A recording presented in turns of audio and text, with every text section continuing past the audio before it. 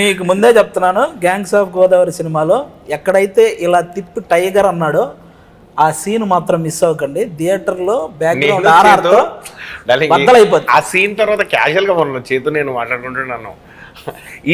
ఇది పడ్డ తర్వాత, టైగర్ అని పడ్డ తర్వాత సీన్ మనది ఆల్మోస్ట్ ఎక్కడొస్తుందో తెలుసు కదా నీకు, నేను చేతుతోనన్నా. ఆ తర్వాత నువ్వు మళ్ళీ విశ్వక్తి దమ్కి వేసినా చూసేస్తారు అన్న. ఈ సినిమా బ్లాక్ బస్టర్ అన్న, అంత కిక్ ఉంటుంది ఆ సీన్.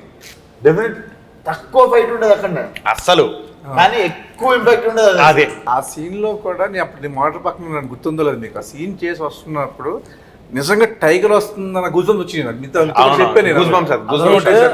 మామూలుగా లేదు అసలు. ఆ హెయిర్ కట్ చేసింది కానీ, ఆ గడ్డం, మేసం, బాడీ లాంగ్వేజ్, అసలు ఈ సినిమాకి ఎంత ప్లస్ అయినాయి అంటే ఇంకా చాలా మంది ఇంక సింహాద్రిలో ఎన్టీఆర్ గారిని చూసినప్పుడు ఒక కిక్ ఉంటుంది, అలాంటి కిక్ మళ్ళీ గ్యాంగ్స్ ఆఫ్ గోదావరిలో మీకు అంటే మీరు ఎదిగే స్థాయిలో ఇలాంటి సినిమా పడడం అనేది, అంటే ఇప్పటివరకు విశ్వక్సేన్ గారు అంటే ఒక టైర్ 2 హీరో, ఇలాంటి ఒక ఇది ఉంది కదా.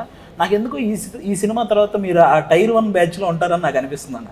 ఎందుకంటే ఆ రేంజ్ మాస్ అయితే పడింది. టైర్ ఆ రోజు పంటి మీద చేస్తున్నాం, టీం అందరం పోవడానికే ఒక పెద్ద పంచాయతీ, 2-3 గంటలు పడుతుంది. అందరం పోయి జిమ్మిల్ పోయి లైట్లు పోయి మొత్తం పంచాయతీ, మమ్మీ గారు పోయి ఆయన ఎత్తుకొని పోయి కంటిన్యూటీ కోసం అందరం పోతే చెప్పులు కొడుతున్నాయి. ఎక్కడ సీన్ డిస్టర్బ్ అయిద్దామని అందరికి ఒక చిన్న భయం. ఇంపార్టెంట్ సీను వర్షం పడి ఎక్కడో అయిపోయి, అండ్ మనది లాస్ట్ 2 days అనుకుంటా. అవును, తర్వాత ఆర్టిస్ట్ డేట్లు కావాలి, మళ్ళీ అందరు డేట్లు కుదిరినప్పుడు మళ్ళీ రావాల్సి వస్తుంది 15 days తర్వాత అన్న థాట్ లో లైట్. ఆల్మోస్ట్ 20 మంది ఆర్టిస్టుల డేట్లు ఆ ఒక్క రోజు ఆ సీన్ కావాలి. ఆ ప్రెజర్ అంతా ఉండేసరికి ఆ వర్షం ఆగిందని చెప్పి వెళ్ళి ఆ షాట్లు తీస్తుండే మిగిలిన.